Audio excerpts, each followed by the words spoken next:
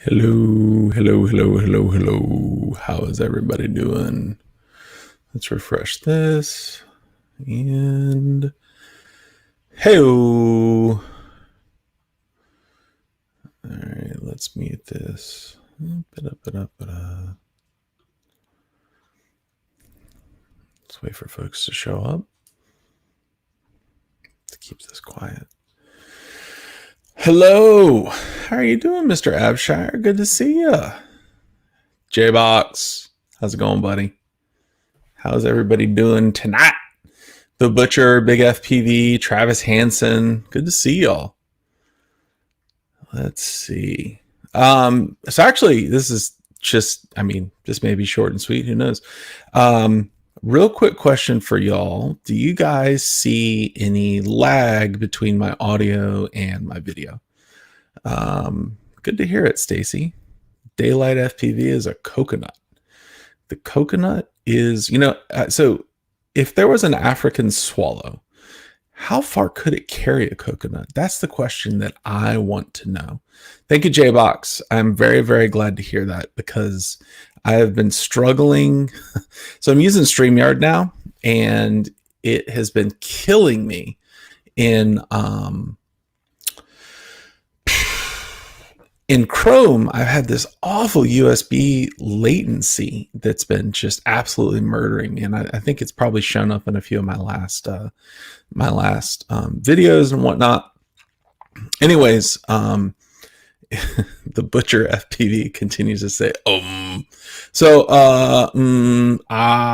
Butcher is very particular about the way that I speak. He does not like my ums and ahs, and so I will therefore attempt to excise them from my speech. So there you go, Butcher. I hope that you appreciate this. As I was saying, I have been working on getting the latency out of my USB mic, and the company that I contracted, that StreamYard, basically said, hey, why don't you try, hard to say, not say, why don't you try Firefox? That'll probably fix it. And I was like, y'all are crazy. So I just sat here and went through a ton of troubleshooting, and finally I was like, okay, I have no belief that this is going to work, but I'm going to try Firefox.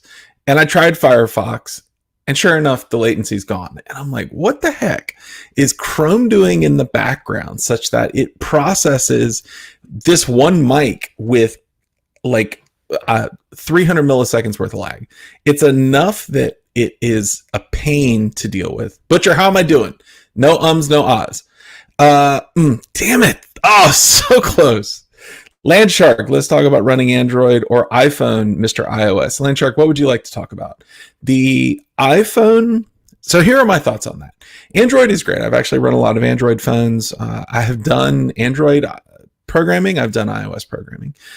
I prefer iOS, and part of that is because it's just what I'm used to. I eventually got really good with Objective-C. I really got a lot of just experience with it, right? At the end of the day, the company I was working for, which was Flurry, then Yahoo, then Oath, then Verizon, they would send me a bunch of iOS devices and I'd work on them. So at some point I ended up, Butcher, I am trying so freaking hard right now. I hope you understand how hard this is. At some point I ended up just switching over to iOS. Now later on, that came to be a big boon because iOS has a huge push towards privacy. And that has led me to the decision that I'm going to stay iOS. My family is iOS. And at this point, we're locked into the ecosystem. And so as a result, I use iOS. So there you go. Long answer to Mr. Landshark. How is everybody doing tonight? Let's see, I'm just catching up. So I have a choice comments video I'm thinking about releasing tomorrow. And yeah, Simon Saucy, we were talking about iOS versus Android, and I was telling everybody that Android sucks and iOS is the best. So, take that as you want. So seriously though, I have a Simon Saucy, go back and watch it. I have a choice comments video I'm thinking about releasing tomorrow. I'm not really sure if I want to release it. It's not quite as good as the one I did last week, and part of me is like, maybe I don't want to play that card too fast. I think it's a fun one, but I haven't decided if I'm going to release it. It's only like 2 minutes long though, so I thought about cutting it up and putting it on Instagram. It is comments left on flight edits, which are very, very, very, very funny. I will not tell you that the source of where the comments came from. Some of you may know or guess, but it was a lot of fun. Yeah, I know DJ Dubs is kind of like, well, you got to put it out now, you dork. So I will say this, back to the iOS Android thing, because at this point we're just bouncing around and I feel like talking and y'all feel like listening, so it works out. The iOS versus Android thing, I was super productive on Android. I like the way Android flows together. I like the way that it does a lot of the things that it does, right? The big concern to me nowadays is privacy. Like the fact that the privacy is just so much better, that encryption is built in by default to all iOS devices, that even if you compromise my device, including my laptop, you don't automatically gain access to the root drive. It is a lot harder to root iOS devices. I mean, that's not to say there's not an exploit out there, because I'm sure there is. But the privacy implications of iOS versus Android are a lot higher. Now, AA, I do like a good Android phone, and I have thought a lot about switching from. I've got an iPhone 7 Plus right now, and it's old. It's kind of long in the tooth. I'd like something new, but the fact that we're all of that I just said really pales in comparison to the fact that we're like 100% locked into the iOS ecosystem. So my family, we pay for the family plan for Mac, for Apple Music. We've got an Apple TV. We've got multiple iPads running around. Anyways, all kinds of stuff. And so the Butcher, I'm trying. I want you to know that I am trying, and I'm going to get this. How am I doing so far, Butcher? Kyle. So ultimately the Android versus iOS debate for me comes down more to, like, I like the security. I like the focus on things like encryption and stuff like that. It is a bonus to the fact that I'm just locked into the ecosystem. Oh, there's another good thing to talk about when you have kids, because I don't know how many of y'all have kids. So the funny thing about iOS is that there's actually been a proven bias in this is probably North American, maybe just US centric. There's a bias against the use of green bubbles, right? And so all of my kids are in these giant text threads for their classes. Like, Apple Messenger is 100% one of the biggest social networks on the planet, and people don't realize it because they don't think of it that way. But if you have an Android device and you're under the age of 18, there's oh my God, Siri sucks. Simon Saucy is 100% correct. Siri is useless. Anyways, there's a huge bias towards iOS in kids that are in high school and below, because if you're on Android, you pop up as green and you break all the threads. And it's so aggravating that people end up excluding any green bubbles from a chat. And so you'll get these blue bubble chats or Apple Messenger chats the entire time. It's pretty insane. So it wasn't until my kids were in school that I realized that there's like an actual bias against Android phones, and it's perceived not even as, to a degree, like a low income thing, like a status symbol is to have an iOS device. And let me tell you something, when there's fifth graders running around with nicer phones than you have, it kind of makes you go, oh God, like this hurts. But I was reading Daylight FPV's question. I'll get in a second, Daylight. Anyways, yeah, there's a bias in school against the mental toughness. Yeah, Eric has a point. Like, if you get excluded, there's mental toughness that happened to me. and I turned out just fine. So anyways, let's see. Android handles Bluetooth. Well, yeah. However, Stacy, I'm going to point out that the what is it? The W1 chip is freaking magic. The way that it handles AirPods, like honestly, this is the best thing Apple's made in since they released the iPad. It's amazing. So, Michael, if you had to throw a quad with full force at a wall, what quad would it be and why? I don't know. Oh, J-Box, we'll come back to you. I don't know. I don't know. You know what? We've got these raggy frames that we were given, and I'd like to see what they would do full force against a wall. I have a suspicion they're unbreakable, but they're an absolute pain to work on. And they are just, they're not great. Here, hold on, I'll put one down.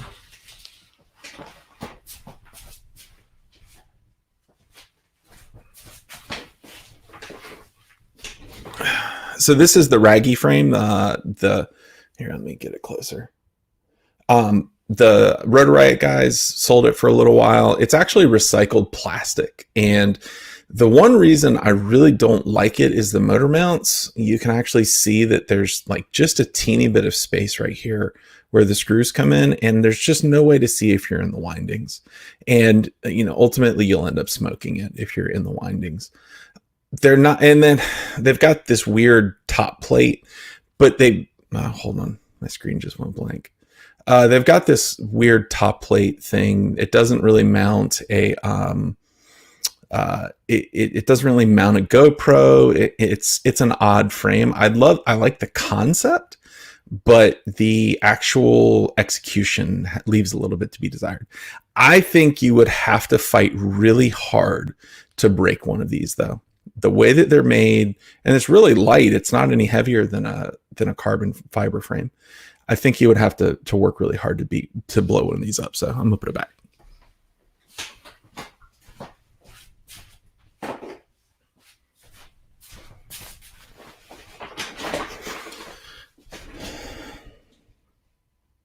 You can try to eat the raggy frame, but it's probably not going to taste very good. So, anyways, Simon Saucy, yes, I guess you could 3D print a pod for it. And yeah, J-Box, it is meant to be strong as possible.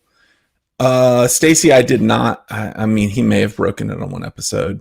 Yeah, the pod sits on top. I don't know. I'm a big fan of bus frames. I'm a freestyler. I'm not a racer. That is not a great freestyle frame, even though there's some things I kind of like about it. So I don't know. We were going to build on top of it, and I was going to build one for each of my boys.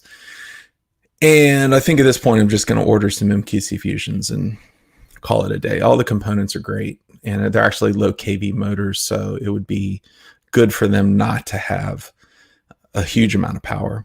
So there's my thoughts. Let's see.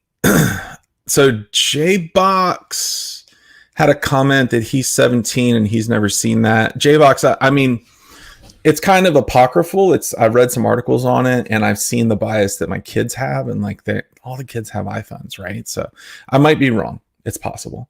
And it might be that there's more of a prevalence in other areas than here or in Silicon Valley. I don't know.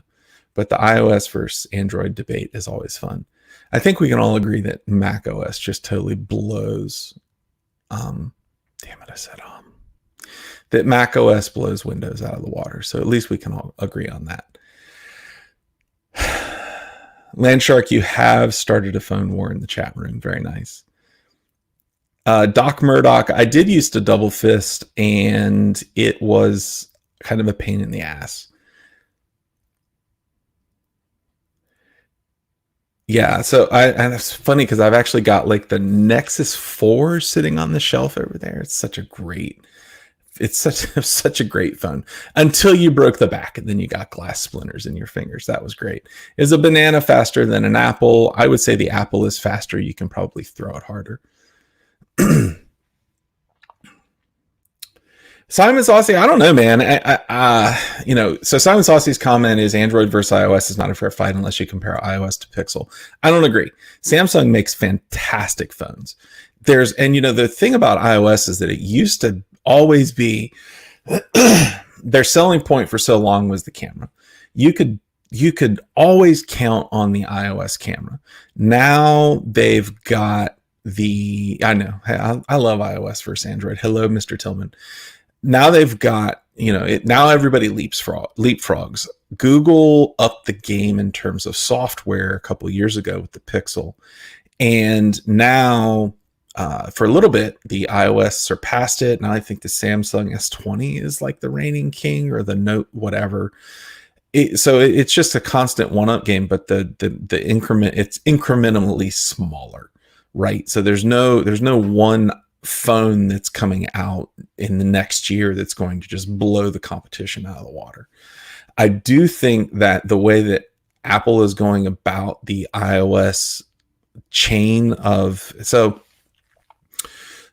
you take the photo, it actually runs through a special processor that uses a little bit of machine learning and runs through dedicated silicon into another dedicated processor, and then into the main processor and storage when you take a picture with an iOS device. And that is the first iteration of that was on the XS, I think. And that was, there's a whole lot of headroom for that to get a lot better. I don't know if Samsung or anybody else has caught up to that. Hey, Funk Dad, what's up, buddy? But the processing chain, the hardware processing chain that Apple has put in place has a huge capability to go a lot further than just what the Pixel did in, say, the OS. So I don't know. It's interesting. The other thing about the iOS, like if you look at the Pro devices, the iOS 11 Pro, which is, it's stupid, but whatever. And I really don't want to pay $1,000 for a phone. The Pro actually has that wide angle lens on it. That thing's a beast. And it's so wide angle that they can crop down an extraordinary amount and do image stabilization in software, in the hardware processing chain, without affecting the quality of the quality or the real timeness of the image at all. It's freaking amazing. iOS phones are 45% of USA market share for 2019. Yeah, I mean, I used to follow this stuff like, because it was my job, right? I had to know what the best phone was. I had to know who was going to use what. I had to know what ins and outs were in the operating system. I gave that up two years ago now. But Simon, there's not. I mean, if there's a smartphone tax now, everybody prices their smartphones at $1,000. I mean, it's not like you're paying an Apple tax for an iPhone anymore, because everybody taxes it, if you will. The MacBooks, I will agree, there's a huge Apple tax on that, but they're also the nicest freaking laptops out there from a sheer feel perspective. There's some things that are wonky about them, but let's see. Daylight FPV asked, do you think most new phones are overkill in what they can do? It seems that new flagship phones are getting to be more powerful than smaller laptops like Chromebooks and etc. So Daylight, I'm going to turn your question on its head a little bit, and I'm going to ask that same question for an iPad. So I'm an engineer, I'm a software engineer, and I write code day in and day out. I'm also on call for my company a lot. And yeah, J-Box, you're right, you can't game on MacBooks. I've actually tried to run Sims on this and it sucks. So anyways, I'm on call a lot, and it's a complete and total pain when I'm on call to have to lug my 15-inch 2015 MacBook Pro with me everywhere in case the system blows up and I have to put it back together. And so I got to thinking, I'm like, what do I need to be on call, right? Like I might need to patch some code. And it's possible that I'm probably going to have to get into a terminal. So is there a way that I could like A, to patch code, and B, be in a terminal for the to do my job as an on-call engineer. And I actually set up an entire development environment on an iPad Pro. It was pretty phenomenal. I actually worked off of it for a couple of weeks just to prove the concept out. The iPads have a huge capability to become just pure monster computing machines. I mean, like the hardware that's in my iPad Pro far surpasses most of the hardware that's in my MacBook 2015. It is a much better piece of equipment. The graphics chips are better. The Apple A10, A11 chip is just a freaking unbelievable monster.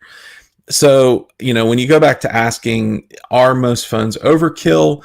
I don't know. It really depends. Like, it turns out that I could run that entire workflow on an iPhone, having a terminal, being able to code it effectively. For anybody that knows, you are effectively making the iPad a thin terminal that's backed by like an AWS image or an AWS machine. It can just be a micro. You just need a place to house the code. So it's quite possible to actually do my entire job off of a phone. The ergonomics of that suck, right? Like, I don't want to sit there doing that. The other drawback is cursor selection is kind of a pain. So in the new iPad OS, they've included mouse support, which is interesting. It's possible it'll become a bigger part of the OS. I'm not real sure, but hey, Frequency Garden, we'll see. It's really interesting when you're like an engineer to do your job on an iPad. It kind of feels like you've wandered into the next level, the next generation. There's a lot of things that are not spectacular about it, but it's also kind of fun. So yeah, Simon Saucy is 100% dominating this entire conversation, but Simon, we love you. So in terms of video editing, I do prefer Mac OS. I did try I use Final Cut Pro. I did try DaVinci Resolve for a while, and for a few days, I should say. It absolutely killed me when I went to render, because I could do all my workflows, I could get everything the way that I wanted. And then I went to render, and what renders in 10 minutes on my 2015 MacBook Pro with 16 gigs of RAM and a really nice processor, but no discrete graphics card, renders in DaVinci Resolve in 4 hours. It's just like, I can't do that. Like, I cannot wait 4 hours for a video to render. So I ended up going back to Final Cut Pro. It's a long story. I may or may not have had a pirated version of it. I'm not 100% certain. I may or may not have purchased it for real, and now I have it. So it is a good video editing platform. Now I've also got these two 27-inch screens right here. They're older, but it's very nice to edit on a 27-inch screen as opposed to a 15-inch laptop. So there is that. Yeah, Stacy, I mean, that's the problem, right? Like, Resolve is pretty spectacular. For a free piece of software, you can't beat it. The color grading is amazing. I really like a lot of the ways that you can, like, I don't know. I've seen Wild Willie do some videos about, how you can get in and do all the fancy dancy, vector images and stuff. The rendering time just kills me. It just absolutely kills me. And I've heard that was up until recently a big complaint on Adobe Premiere as well, that, Final Cut Pro renders so much faster on a MacBook because it's optimized for the MacBook architecture. Now there's a trade-off, which I didn't find out until recently, which is the MacBook or Final Cut Pro caches these enormous files under the hood, and you don't even know they're there until your hard drive's full, over and over and over again. So it's very, very frustrating. V-Ball just learned how to do lens correction. I did not know you could do lens correction. That's pretty cool. Yeah, Stacy, I think I mean, if I had to start over right now and I didn't have any money, I could work off my phone and Resolve. I could do it. It would be difficult, but I could do it. If you gave me, hey, Jack Fu, good to see you too, buddy. If you gave me an iPad and a good phone, I could actually, there's actually, so, everybody talks about Premiere, they talk about Final Cut Pro, and they talk about Resolve. There's actually a fourth out there, which is the iOS editor, LumaFusion, and LumaFusion's really good. And when you compare it when you compare the performance of LumaFusion on a beefy, like an iPad Pro, something with a lot of RAM and a newer architecture, it absolutely blows away all of the other editing softwares completely. The problem that you run into is space and things like that. I mean, you can't dongle a drive off of an iPad now. So anyways, does anybody want to talk about FPV?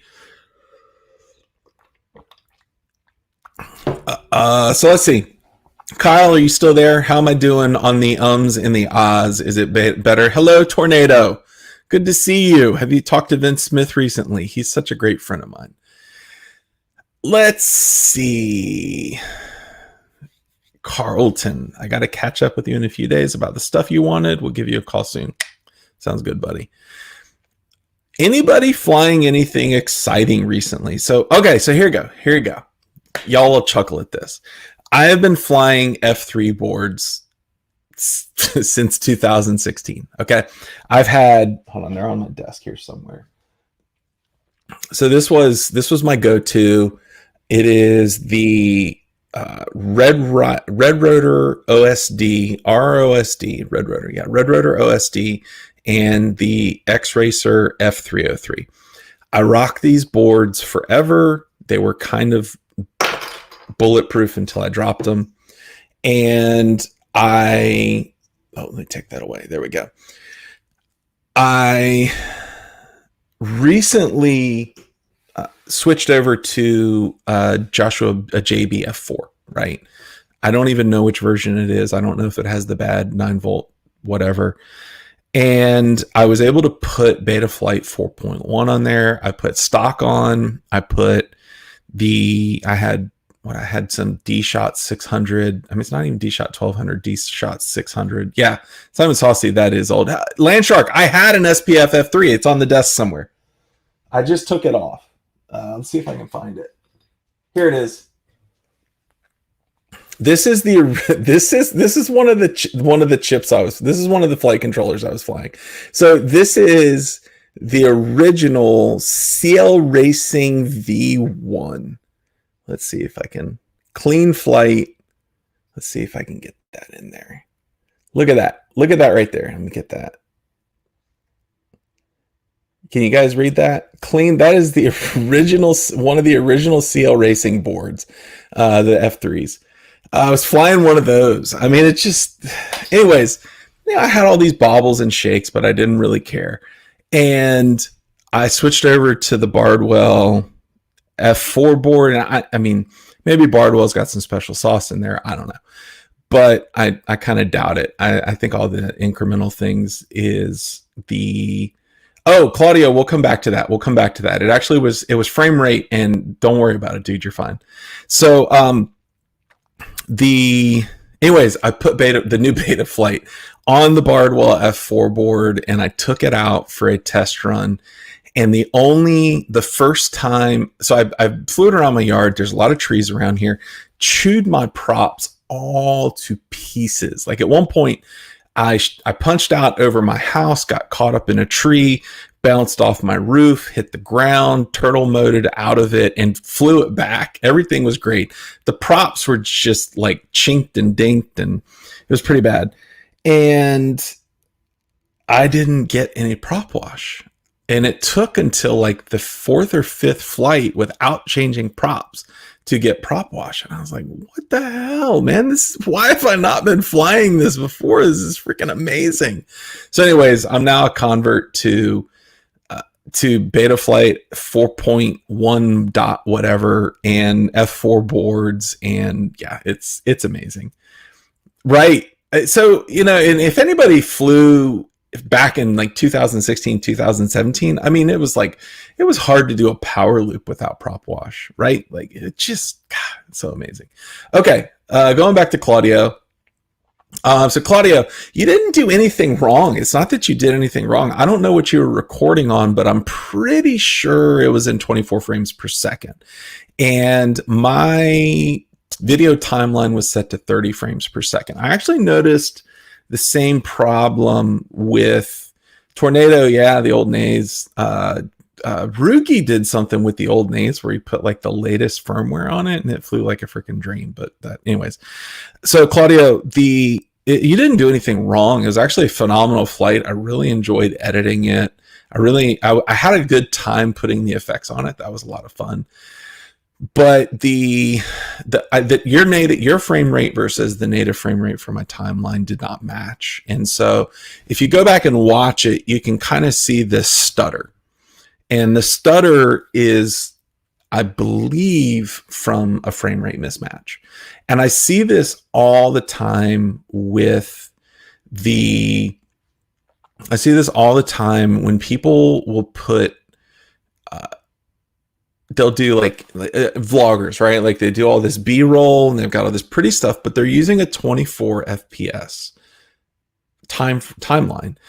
And then they throw in their Mavic footage or their DJI footage or whatever, and it doesn't match the timeline.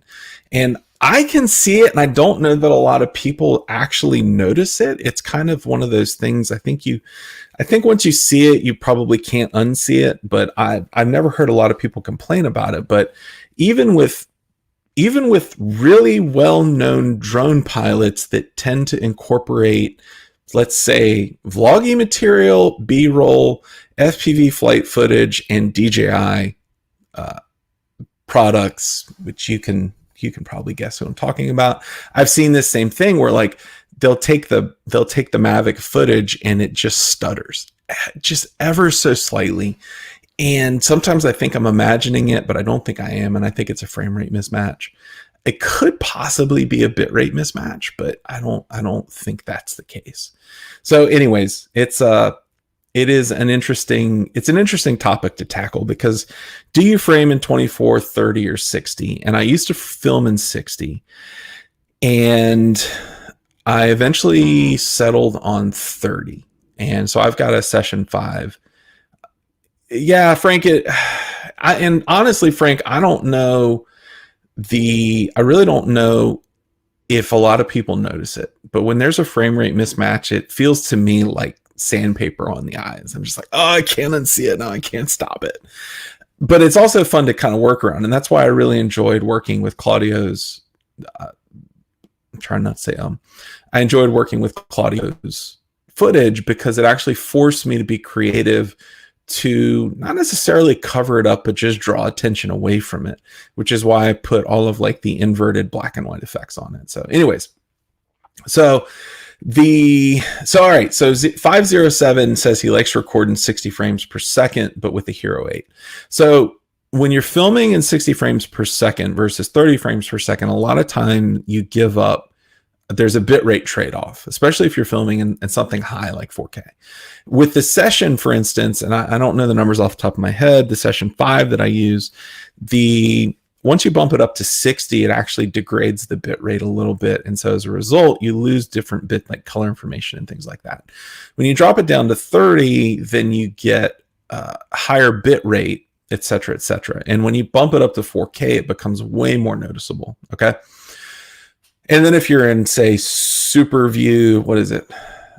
Is it Super View? Super View with 60 frames per second in 4K, then things can actually start to degrade a little bit. Now, I actually don't choose to film in 30 frames per second because of the bitrate. I choose it for the motion blur. And and this is probably one of those things where diving into 5.0, we'll talk about that in just a second. I don't like 2.7. It crops weird. it is just it's a little odd. So, and that could be me mismatching my timeline, but I'm not. We'll talk about it. So I talked to Vic, and when I talked to Vic, we had a lot of conversations on and off the camera. And one of the things I asked him was, what frame rate do you use? And he uses 30. And then I started really paying attention to it. And there's almost this surreality that enters the picture when you're filming at 60 frames per second. It almost looks too real. And when you add in, when you take that down and drop it down to 30 frames per second, it adds a little bit of motion blur that while I don't think it is right or wrong, I think it's what we're trained to perceive as the more appropriate thing, right? It's like the ideals of beauty change throughout time. And for film, that's obviously true too. So when you're filming at 30 frames per second, it's close to 24 frames per second. If you talk to a real cinematographer, they swear by 24 frames per second. 24 frames per second is what you film in if you were serious. So getting down to 30 frames per second kind of gets you a little bit closer to that, but then it also adds in motion blur, which does a few things which are kind of nice for your footage. So like if you're moving through things, the motion blur can cover a little bit of bobbling and things like that. Like if you hit some prop wash, or if you're in really harsh daylight and you don't have an ND filter, the 30 frames per second kind of softens it a little bit because there's not as much starkness, if you will, from the 60 frames per second. So I ended up choosing 30 frames per second. It's what I like. It's what I'm used to now. I mean, everybody is complete. Yeah, Stacy, I agree. 60 frames just feels weird. And I think that's because I've now at this point been trained to expect a 30 or 24 frame per second footage. And so when I see 60, like I see my old footage when I used to film in 60, and I'm like, oh God, it just looks weird. So anyways, I don't know. It is what it is. Let's see. Let's catch up. FPV Yaw Authority say the best drone pilots just turn their footage to an editor. We are to focus on flying the best and getting actual shots worth using. This is just my Yaw opinion. The Yaw has spoken. The only problem with that, Mr. Yaw Authority, is that I am also the editor. And so I gotta do what I gotta do. As I suspect most people, and maybe honestly, I don't know what you do, but most people around these parts probably are their own editors. I think there's a few of us that don't do their own editing, but it's pretty few and far between. Yeah, 507, I agree. The video editing, like I don't know. If I go out and I'm pretty sure that I have some good footage, even if it's not like, and I think y'all know this if you've seen my flight videos, I am not as much interested in pristine footage as I am good footage. And I think what's funny is that people respond really well to like me picking up the quad and laughing after I've broken an arm, right? Or it catches on fire and I just start laughing at it. I think that people really react to that kind of human interaction where it becomes important to see a face. So for me, a lot of times good footage is not the same thing as pristine footage. So if I come back with good footage, and good footage could contain crashes, it could contain a lot of things, then I really get excited to edit. And Frank, we'll get back to that. The editing process is like this reliving of the things that you do. And what's been interesting is that I have progressed more editing my own footage than I have actually flying, because I'll do something accidentally flying and not realize that I've done it. And then go back and in the editing, I'll be like, oh, damn, that was cool. Like, what did I do? And so in my mind, I like rework it, try to figure out what the stick movements would have been. And then boom, I end up with like a new trick or a new level in my head because I've unlocked something. So Frank asks, the problem with being your own editor is, are you ever truly happy with the finished result as you should be? Frank, I am.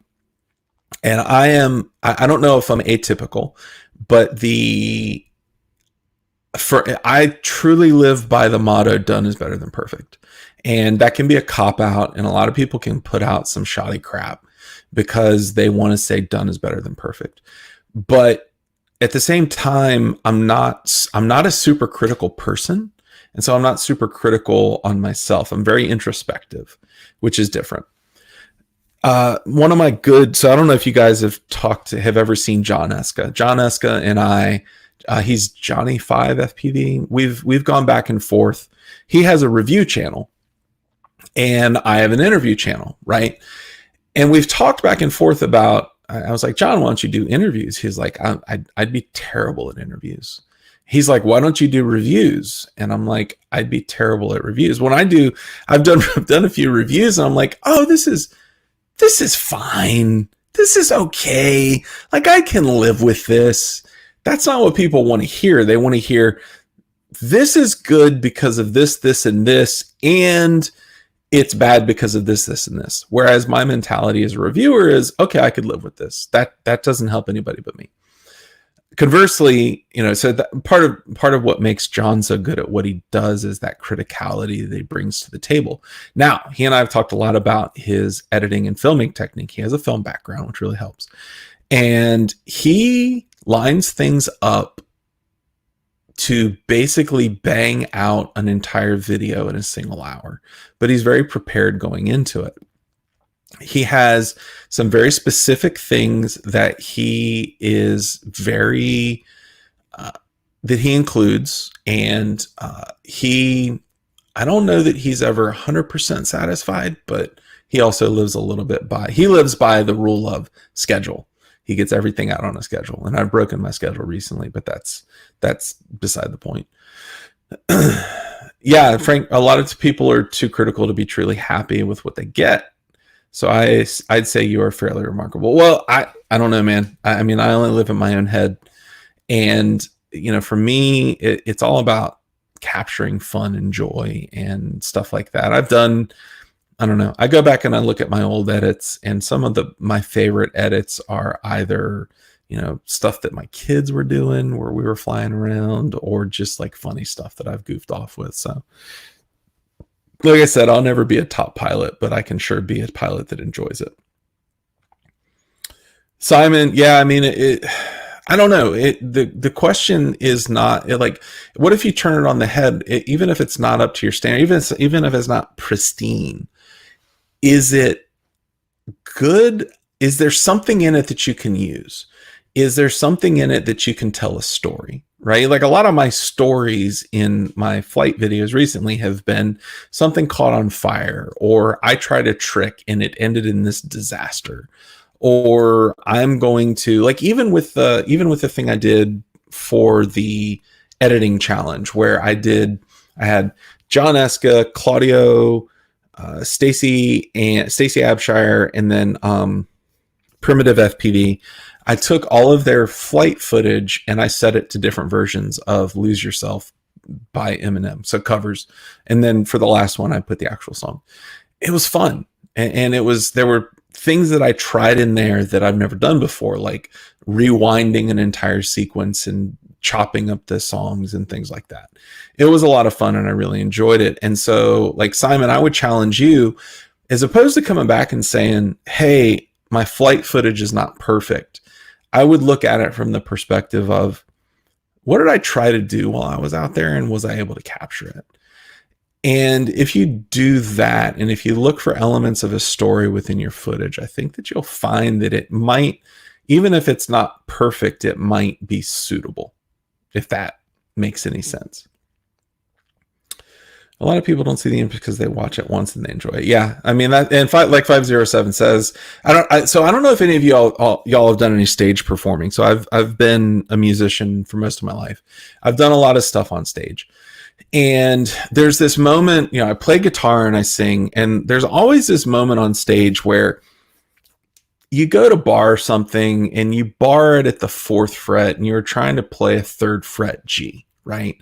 So you bar it, you bar the 4th, which is a G sharp, and you immediately on the first note that you hear realize that you've done something wrong. You know exactly what you've done wrong and you slide it down 1. And so the rest of whatever you're playing comes out just fine. That happens, periodically to everybody. Most musicians that are on stage will feel that they have just walked into a disaster. There's a moment when you're on stage where it's like, oh my God, I screwed up. The audience's experience is 100% different. It's like, oh, whatever. They may not even hear it, or they may not even if they hear it, they're not critical of it. They don't realize that you made a mistake or that you did something wrong, or they don't even care. Right? Like if you go up, let's say you go see your favorite artist, right? Whether that be George Strait or Beyonce or Metallica or whoever.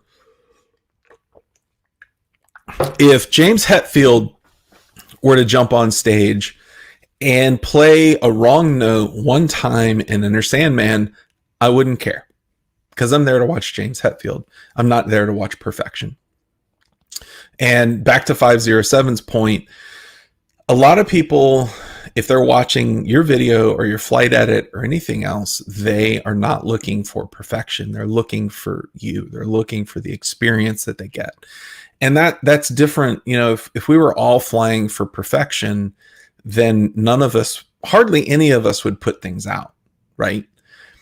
And so I think the perfect example of this is Steele's one of his last videos, where he flew for a bunch of people at the protest, right? So after the protest, a bunch of people went to a park, and you could see it. Everybody was just waiting for Steele to plug in, right? As soon as Steele plugged in, everybody dropped their goggles. You could see it in the video. People were super excited, and he flew. And it wasn't perfect. It was good. It was fun. But like the whole time that he's flying, he's got his stick cam, and so you can hear his dialogue as he's going through it. And what ends up happening is, even though Steele screws up multiple times in the video, everybody had a really good time, and it becomes this real piece of he captured a moment in time where he tried to knife edge through a tree and he blew it. He got caught by Scraggle, and everybody, and you hear on his stick cam, everybody goes, oh, everybody was along for the ride. They weren't there to see perfection. They were there to see Steele. It's different, right? If you get to ride along with any of the great pilots, even if they don't fly perfectly, you're getting to see the great pilots fly. And that's the way you need to look at your footage. Even if I don't fly perfectly. I'm far from it. I still have fun, and people still watch my stupid flight edits because I guess they're fun. I mean, it really shocked me the first time I didn't put out flight edits for a long time. I said, no one wants to see my flying. And people eventually started saying, hey, you need to put out flight footage. And I did. And once I started adding in certain elements, people really started enjoying it. And all of a sudden, I'm sitting there racking up hey, Merrick, it's late for you, buddy. I started racking up, I would get 1,000 or 1,500 views on a flight edit. And I was like, that's a lot for my channel in general. And I was just like, what? Why are people watching me? Why are people? I'd expect 100 on a flight edit that I put out. That'd be a good day for me. And I got these just crazy numbers, and I realized that they're not showing up because I'm a fantastic pilot. They're showing up because of me. So Simon, Frank, all you guys that struggle with the concept of being perfect, you don't have to be. You don't need to be. Instead, if you put your personality into it, if you let people show up for you, if you harness the things that make your flying uniquely yours, you can get a great edit out of imperfect footage. So yeah, Stacy. I don't know if y'all have seen Stacy Abshire's edits. He does a great job. It's fun, right? And I mean, Stacy, Stacy, how long did you fly the exact same spot over and over and over again? And people just kept showing up because it was just fun. It was nice. It was enjoyable. And I think, like, I remember when I started out, I really looked up to Stacy because it was like, hey, here's this guy he's a better pilot than I am, number one. But also, yeah, he still flies. It's like that, like a stadium, or not even a stadium, like a high school football field, right? And I don't know, there was just something about it that was fun to watch. And so, anyways, just put your own personality into your footage. It makes a difference, and people aren't showing up when they show up to your videos for perfection. Because if they showed up for perfection, they wouldn't even show up for a Ladrib or a Steele or an Umagod or any of those guys. They wouldn't even show up for Charpu if they were looking for perfection. The reason everybody loves Charpu has nothing to do. I mean, his flying is amazing, right? His flying is spectacular, but they love Charpu. It's not about his flying so much as it is about hearing things like Jospin, right? Like, that's why people are showing up. That's why people want to see Charpu. That's why he's the number one requested interview on my show. And like I said, if I ever interview Charpu, we're done. That's it, over. And it's not because Charpu, I mean, he's a fabulous pilot. He's freaking amazing, awesome guy. But they're showing up because of who he is. They're not showing up because his footage is perfect. Yes, he's done amazing things, and that set his name. But then once he said his name, people were like, hey, I kind of like watching this guy. I like his accent. I like his sense of humor. I like what he does. So, all right, let's catch up with some other things. There was something else I was going to talk about, and I'm going to scroll back up just a little bit. This is the hard part about doing like a single live stream, because there's like dead air, and you can't have dead air and keep people entertained. Daylight FPV asks, Michael, what's your thoughts on how the Tiny Whoop class doesn't feel like spec racing anymore with the introduction of F4 brushless, Jazz, Maverick, JSC, and built-in VTX and RX, as well as Tiny Hawks? Okay, so I don't race anything. I've been to one race. Oh, yeah. We'll get back to that in a second. 507, remind me. I will say that in the past, so my son wanted a Mobula 7 for Christmas. I got him the Mobula 7. It's a little bit of a long story. Now we have 3 Mobula 7s, and they are so much fun to fly. We fly in the house. We've got a little race course set up in the house. It's, we don't have any gates or anything, but it's just a blast. We went to a friend's beach house, and we literally flew the entire beach house. It's just fun. And so I really like the micro scene. I haven't dove into it. And actually, Tornado and I have been chatting back and forth about, hey, there's this whole micro scene that nobody's really covering. And there are things that are coming out that are pretty groundbreaking. One of the things that Tornado and I were talking about is like, why are we stuck on 5-inch? Well, we're stuck on 5-inch because 5-inch happens to be effectively an efficient weight to carry a GoPro. Everybody centered on 5-inch. When everybody centered on 5-inch, then they ended up building props for it. And when they built props for it, it became a better flight platform when there were better props. Then people ended up building different motors for 5-inch, and it goes on and on. But what the real driver with 5-inch was that 5-inch props carried a GoPro really well, or better than 4-inch. And I think the reason we're flying 5-inch instead of 6-inch is that somebody just said, let's try 5-inch, and then they innovated in the props.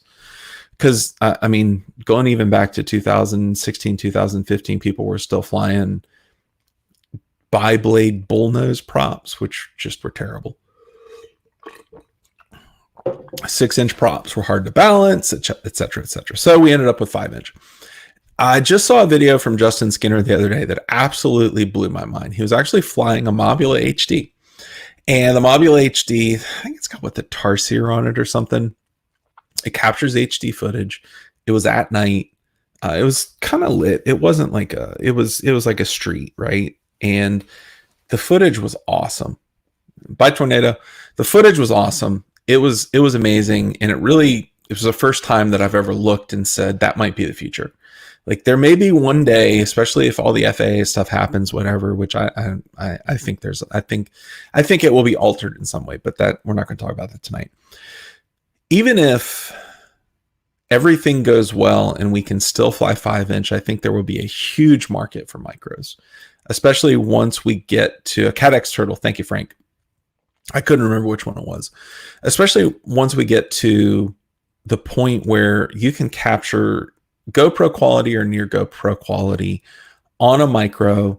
I think at that point, a lot of people will shift away from 5-inch because the sub 250 grams have a few things going for them in the sense of there's just not a lot of inertia.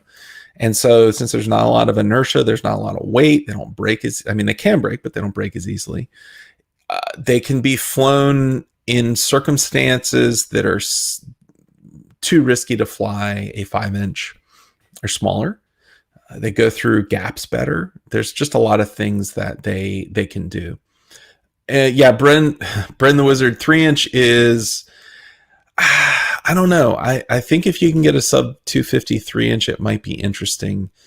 I suspect it'll actually go smaller than 3-inch. So, all right, let's see. 507, 2.7K. I don't like 2.7K, at least off my GoPro session, because it ends up getting into a funky resolution. And Bren, I don't think you're going to see a GoPro micro ever. I think GoPros, the manufacturing costs of changing their form factor is way too high, and so they'll end up not producing anything. You'll probably see the Hero body for at least another 2 to 3 years. They may iterate on it, but I don't think that they're going to modify from it. It's too expensive, and they're in such tight straits when it comes to money that I don't think that they're going to move away from it. So anyways, 2.7, 2.7. So 507 says, I like 2.7, but I use Final Cut in the exact resolution of 2.7K from the GoPro and upload at the exact resolution. In that case, I don't. Yeah, maybe I'm just doing it wrong. I have tried using 2.7. I think the Session 5 will do 2.7 Super View at 30 frames a second.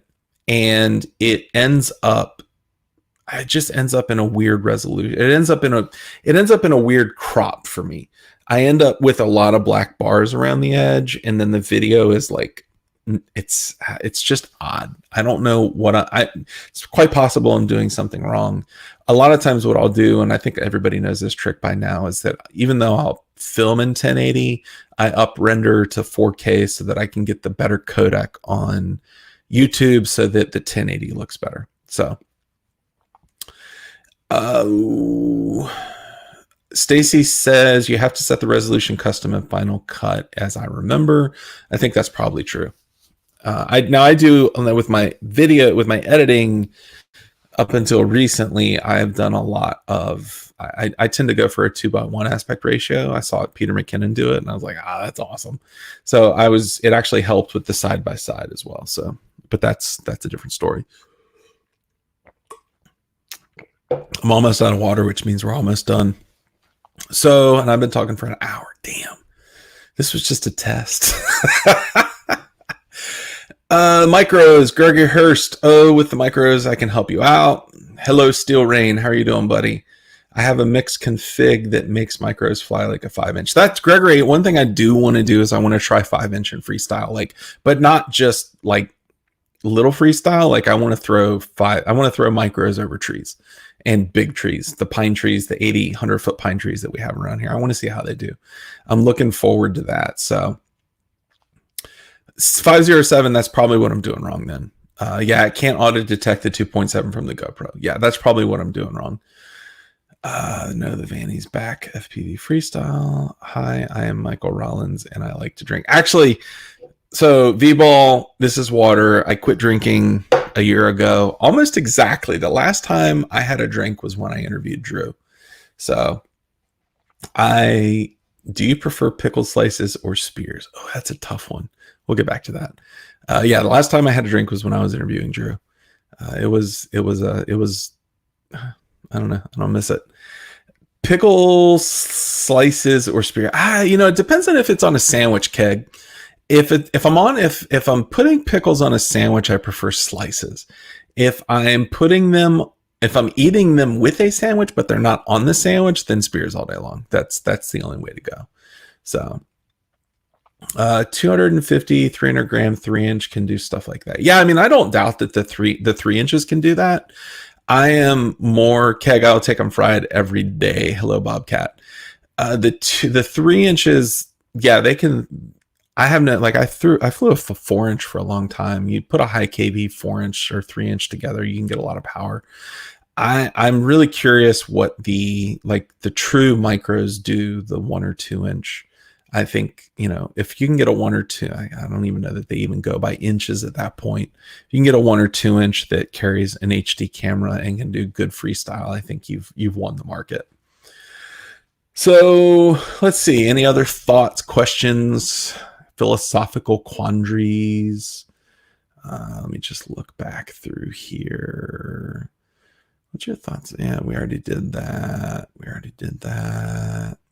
Anyways, I would like to thank you all for coming along. This has been fun. I am extraordinarily excited that my audio lag is gone, which is the entire reason I started this thing, was just to ask if someone could see the audio lag. So let's see. A couple more. I was talking about Michael was how back when the TWR was the racer of Tiny Whoop, even though I'm a newbie drone team pilot now, I miss how before newbie drone made whoops flying to next level. Daylight, I don't know, man. I haven't done any racing. Let's see. Roll pitch y'all. I like that. Roll pitch y'all. You must be from the South. Coronavirus, care to share any thoughts? It just landed in Virginia Beach, and I am not 100% what's going to happen. We are prepared to hunker down if we have to. I don't suspect we will. Children under 15 tend to be rather immune to it. People my age, between like 40 and 50, we can get a little bit sick. It's my older relatives that I'm more concerned about because it tends to disproportionately affect the older population more. So we'll see. Healthcare workers also will probably bear a disproportionate brunt because of viral load. But I think the big thing with coronavirus is not necessarily, it is more lethal than the flu by a factor of like 10 or 100. However, the real impact is going to be felt economically. And so we're seeing the stock markets all take a huge hit. I think the US stock market went down to 2008 levels several times today, which was recession territory. China is the heart of manufacturing for the world effectively, and they've been on lockdown for several months. We're starting to see things like it's possible Apple's already announced that they're going to miss Q2 targets because of supply constraints. So yeah, the economy is what I'm worried about. I feel privileged in that I have a job that is somewhat economy proof to a degree. No job is completely economy proof. But Bren, that's the other thing, is that the Saudis initiating a trade war on oil is like literally the worst thing that could happen right now, besides all of the freaking coronavirus economic. It's like, hey, we've got these fluctuations in the market because of coronavirus, and then the Saudis are like, F you, we're going to run the Russians bankrupt, and all of a sudden the oscillations get like this. So the oil under $30 is insane. People, I don't know that they've started fleeing to gold yet, but if they start fleeing to gold, then I think we will have a big problem. So okay, we've talked about cameras. We've talked about iPhones versus Android. We have talked about FPV a little bit. We talked about micros versus 5-inch. We've talked about me not drinking. We have talked now about coronavirus and the economy. Does anybody want to talk politics? Let's go for that. I mean, hey, why not? Let's talk about the Brexit. Who's down for the Brexit? Frank, you're also right with that. The coronavirus is potentially here to stay. It's a new virus. We don't have any immunities built up to it. I will say we talked about coconuts. You're right. if the difference between what happened with the Spanish flu and what happened now is that the healthcare system in 1918 ish was nowhere near as good as it is now. So that will be, I don't know, we'll see. I suspect that we'll see. I mean, it's very quite possible that this will be a recurrent thing for a long time. So China does not get back up and running. I think they'll move it all to Mexico. Keg, I don't know. I really don't know. I mean, the tooling it takes to get things up and running is pretty hard.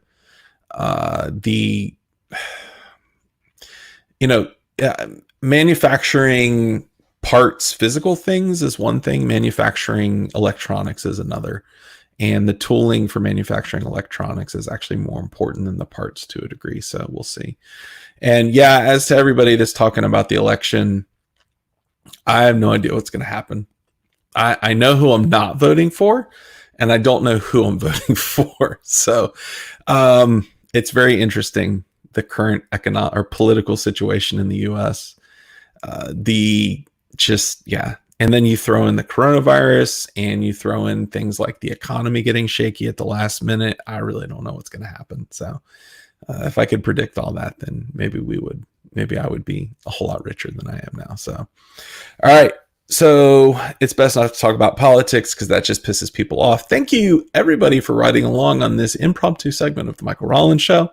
It was good to have y'all on board. And I hope that everybody has a great night. It's 11:22 here. So I hope you guys have a good night. And I will talk to y'all later. Peace out and broadcast.